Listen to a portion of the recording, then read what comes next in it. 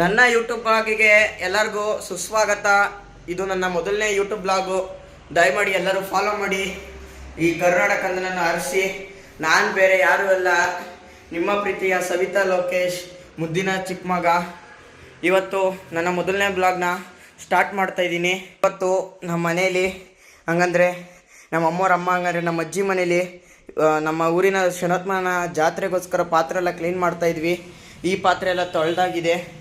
ರೂಮಿನ ಪಾತ್ರೆ ಎಲ್ಲ ತೊಳೆದು ಜೋಡಿಸಿದೆ, ಅದನ್ನೆಲ್ಲ ಒರೆಸಿ ಜೋಡಿಸಿದೆ. ಇವಾಗ ನೆಕ್ಸ್ಟು ನಮ್ಮ ಅಡುಗೆ ಮನೆಯ ಸಜ್ಜೆ ಎಲ್ಲ ಕ್ಲೀನಾಗಿ ಒರೆಸ್ಬಿಟ್ಟು ಉಡಿಸ್ಬೇಕು, ಕ್ಲೀನಾಗಿ ಕ್ಲೀನ್ ಮಾಡಬೇಕು. ಆನಂತರ ಮನೆಯೆಲ್ಲ ಕ್ಲೀನ್ ಮಾಡಬೇಕು.